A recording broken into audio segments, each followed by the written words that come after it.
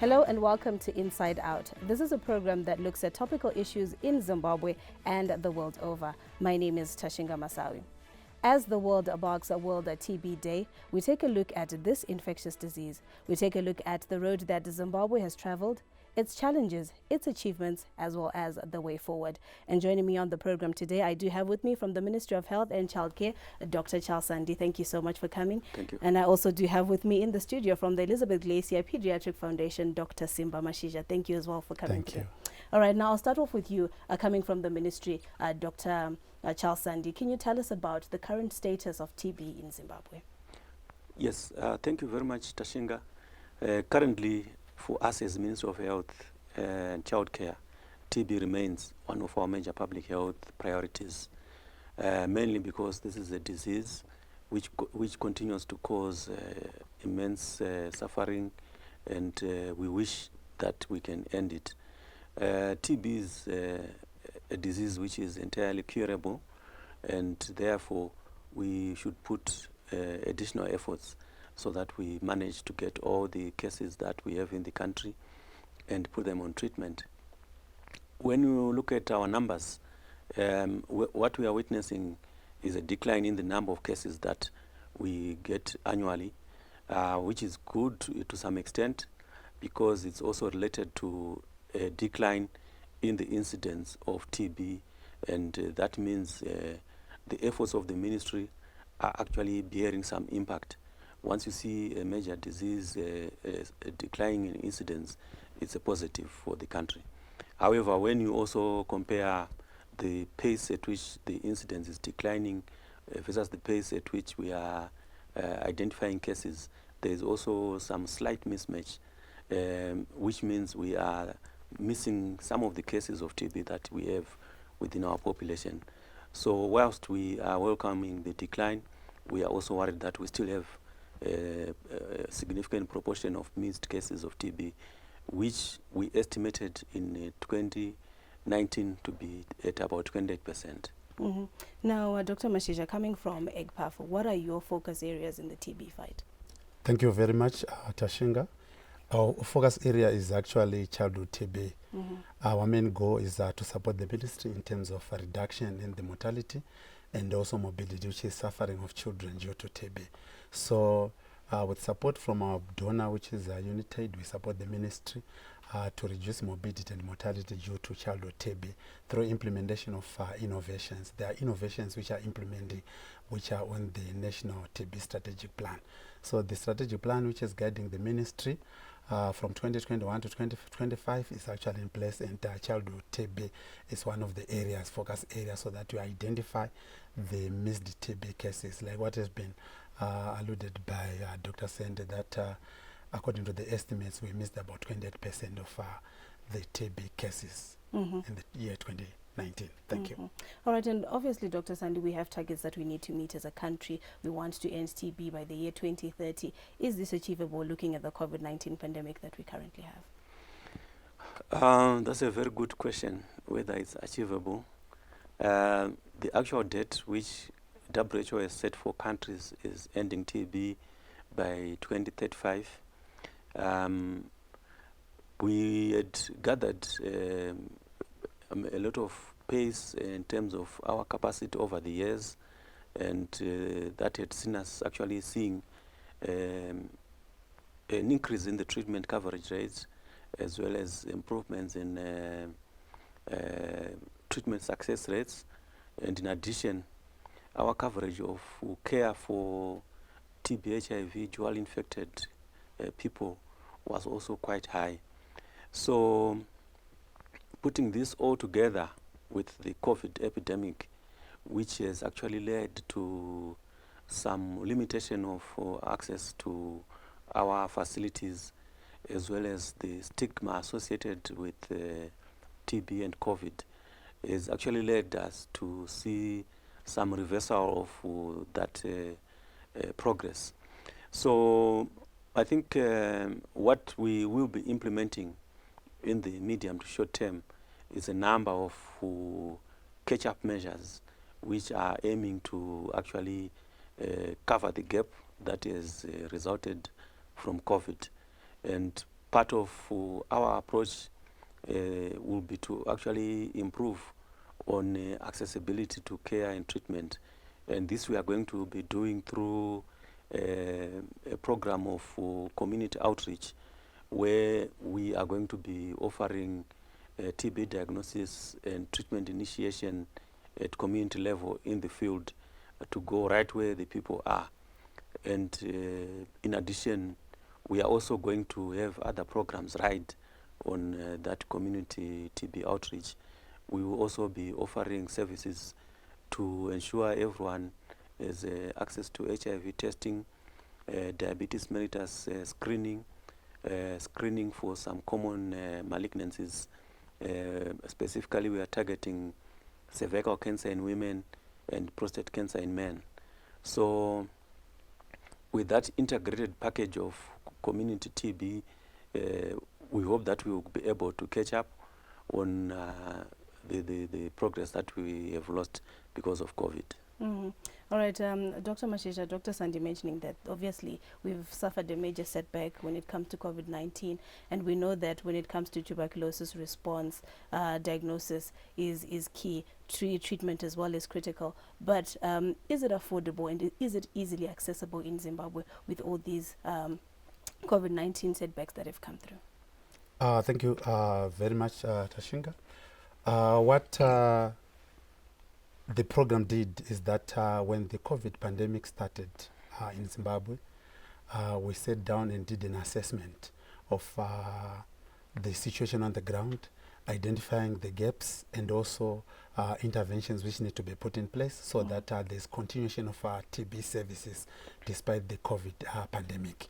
So we came up with a document, and that document we then came up with interventions and activities which we're going to do to conduct so that continuation of TB services continues, so that people continue the diagnosis, screening of TB, diagnosis of TB, and putting people on treatment, and also prevention of TB, which we call TB preventive therapy, continues. And in terms of affordability of the TB services in the country, TB is usually diagnosed using a specimen which is called the sputum, which is taken on what is called the gene expert machine, where it's actually evaluated. And we've got more than 140 machines in the country which are distributed right around the country. So these machines, they are at all levels in terms of the central levels and also the sub-national levels, including the first level of care. But some of the facilities where these machines are not there, there's actually a network of specimen transportation that those facilities, they just collect the specimens, then they are collected to the testing sites. And also the results are sent back through the same mechanism. So in terms of the cost of treatment for TB, in terms of the diagnosis and the treatment is actually for free. But the clients can also incur costs, and these costs are incurred in terms of maybe transportation, in terms of also food to go to the facilities. But the TB services are decentralized, and also they are decentralized to the community level, where in the community there are community healthcare workers who are trained to screen for TB. They collect a specimen, then, and also they can actually send to the facility, and also they refer clients to the facility. So in terms of decentralization of the TB service, is actually decentralized to the community. The challenge was the COVID-19 pandemic, which actually stalled the community activities in terms of the COVID restrictions, and also in terms of infection prevention and control, in terms of the use of PPE by community health workers. Thank you. All right, on that note, we take a short break. Join us after.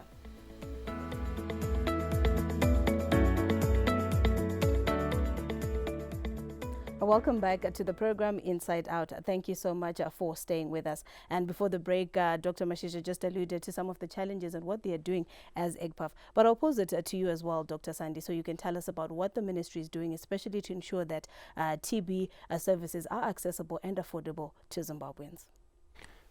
Well, TB services, as Ministry of Health, we try our best to make sure that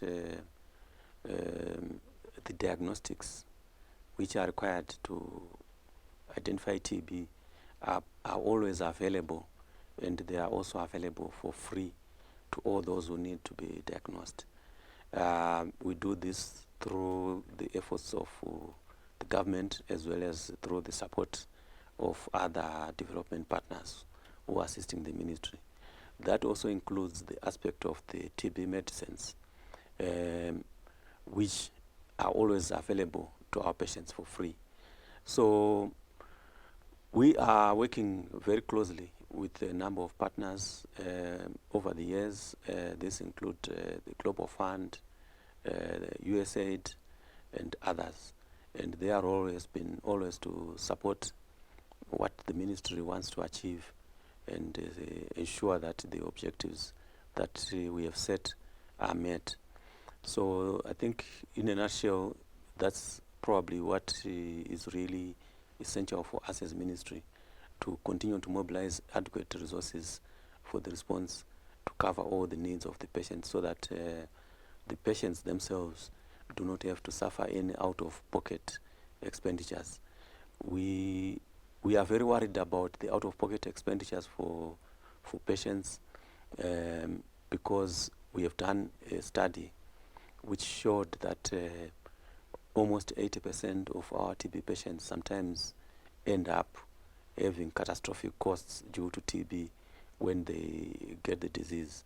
So that's something that we are trying to mitigate against. In addition, there's a special form of TB which is called drug-resistant TB. For these patients, they even have additional needs. And what we have done is that we have mobilized some support for those patients, where they get monthly patient support allocation of in US dollars, as well as a food hamper, which they also get. This is only mainly to try to mitigate some of the problems that we know our patients experience when they fall ill. Mm-hmm. All right, he's brought out the issue of drug-resistant TB. What has been your assessment of drug-resistant TB in Zimbabwe, Dr. Mashisha? Yes, thank you very much. Drug-resistant TB, we have drug-resistant TB, and we've done capacity building activities in terms of capacitating the healthcare workers so that they can actually diagnose drug-resistant TB and manage drug-resistant TB. Mm-hmm. All right, now looking at Zimbabwe, Dr. Sandy, and drug-resistant TB, especially when it comes to children, I want you to factor in that for treatment of children, is it the same as well as for adults? Do we have the same kind of drug-resistant TB in adults as well as in children? When you look at the burden of drug-resistant TB, it would appear as though when you look at our notifications, that the problem is more in adults.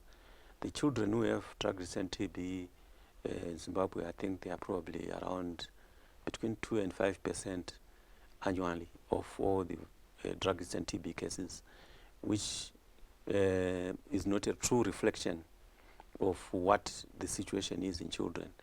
The major problem that we have for children to diagnose drug-resistant TB is the fact that it's quite more difficult to diagnose it, mainly because children don't cough, and to get a specimen to confirm a diagnosis is more difficult.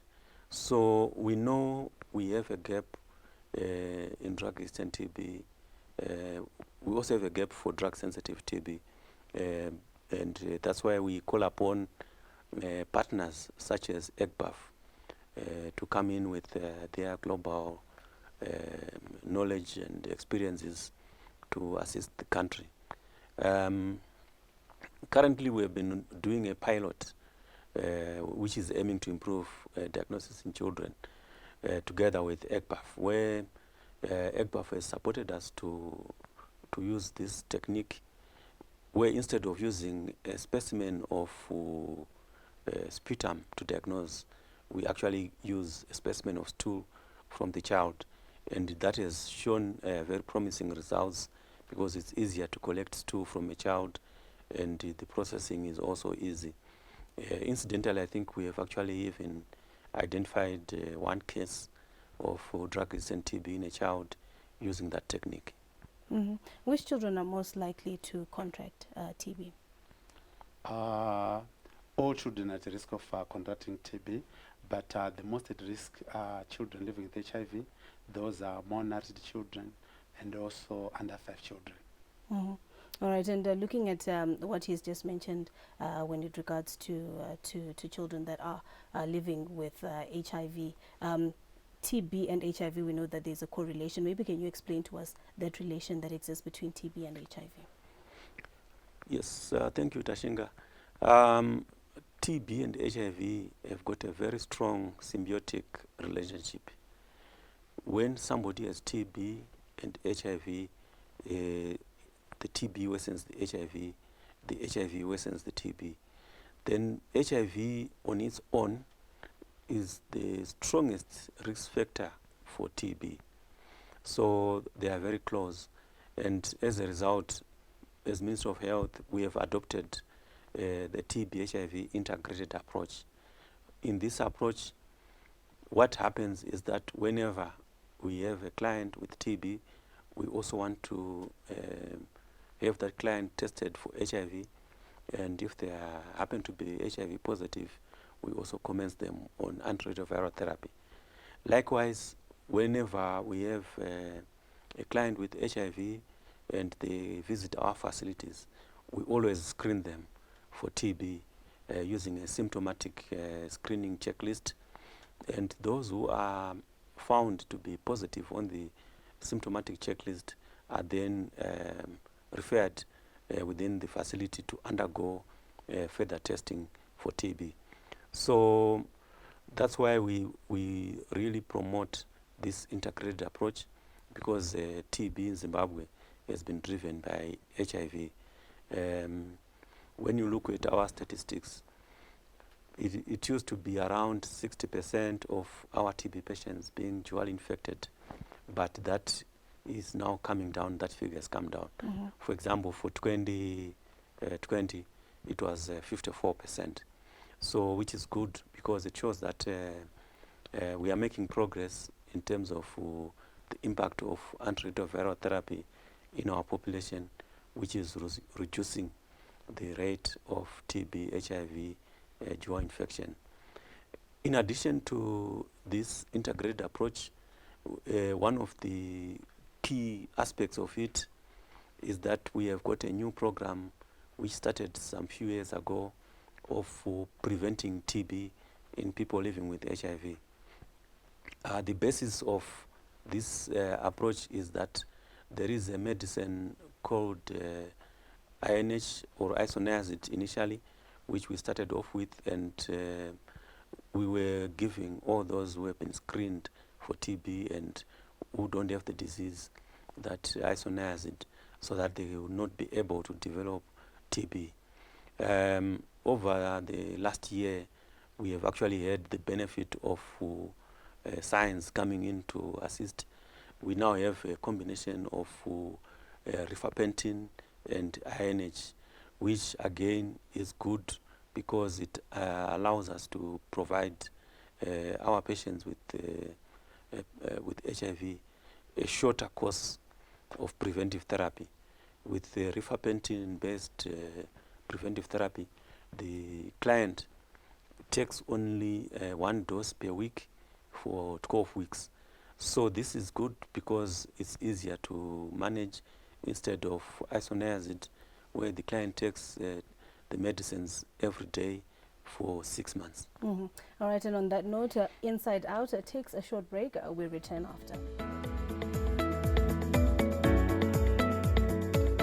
Welcome back to Inside Out. Thank you so much for staying with us. Now, the theme for World TB Day 2021 is "The Clock is Ticking." Now, Dr. Sandy, what does that mean for Zimbabwe? That theme for this year is a very important theme because it tells us that time is moving. In September of 2018, world leaders gathered in New York, including our president, where they signed up to ambitious country targets for ending TB by 2035. However, when COVID emerged, it disrupted a lot of things. and that has been taken note by Stop TB Partnership globally, and the theme therefore is to urge countries to accelerate efforts so that we recover quickly from the impact of COVID if we are to meet our end TB targets. So that theme just demonstrates that time is moving and we need to take accelerated action if we are to meet our targets of ending TB. Now, Dr. Mashisha, as time is moving, we definitely know that there are strides that are being taken so that we improve medicines that concern children when it comes to TB.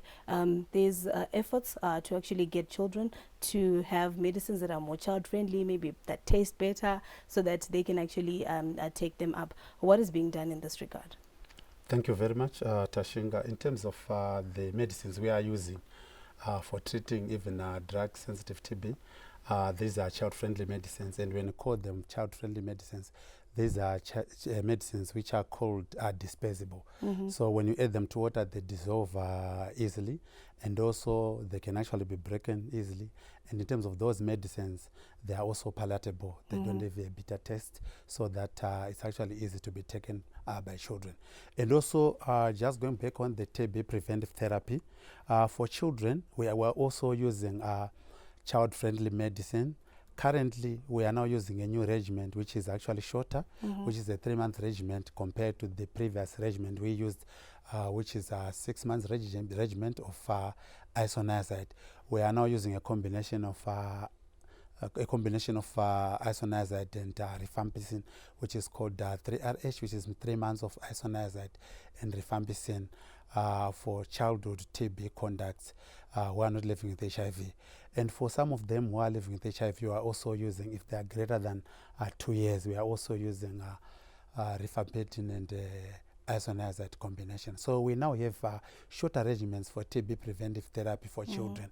These are actually better in terms of the availability of the child-friendly medicines, and also just the duration and the duration of the treatment, which actually improves in terms of the outcomes for children. Thank you. Now, Dr. Sandi, as we mark World TB Day 2021, as Zimbabwe, can we pat ourselves on the back to say we've come a long way? What have we achieved so far, and maybe what are the gaps? Thank you for that question.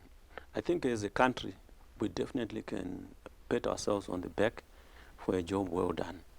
When you look at the number of TB cases that we have managed to reduce them dramatically from the peak of about 60,000 cases in 2000 to the current situation where we have about 20,000 cases. We can also say that we have done a good job when it comes to antiretroviral therapy, because we now have universal access to ART, and it is a well-recognized benefit of having universal coverage in that it reduces the burden of TB in people living with HIV. Then looking at the outcomes of treatment, we are also seeing an increase in the treatment success rates. For the last cohort of patients of 2019, we managed to reach 84% treatment success rate. This is still lower than what WHO recommends countries to have, which is 90%, but I think we are showing a positive trajectory, and we should be able to reach 90%. So part of the reason for this success is the efforts of government to build capacity amongst our healthcare workers through trainings, providing them with the tools of making a diagnosis, and also ensuring that we have well-equipped laboratories and X-ray units. Over the last few years, our government has actually rolled out gene expert machines, for which now we have about 140 machines in the public sector, and in addition about 20 machines in the private sector.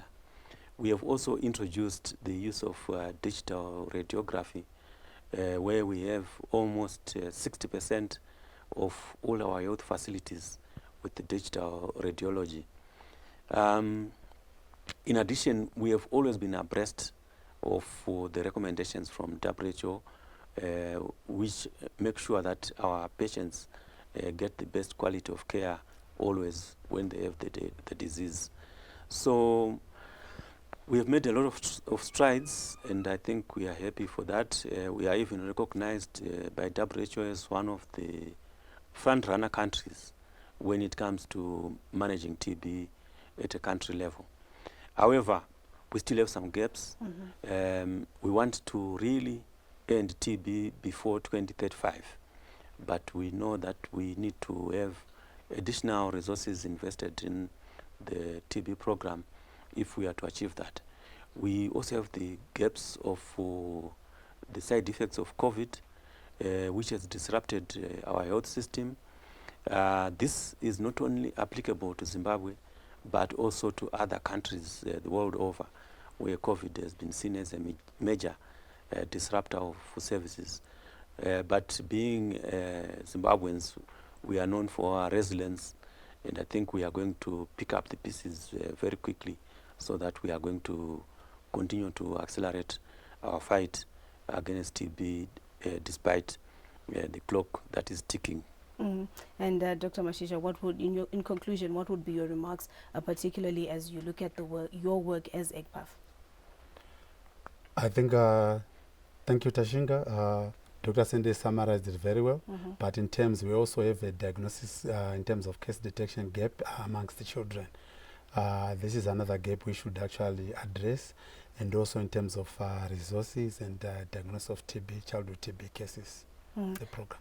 Thank you so much. I'd like to thank you, Dr. Sandi, for coming through, as well as you, Dr. Mashisha, for joining us today on Inside Out. Thank you. Thank you.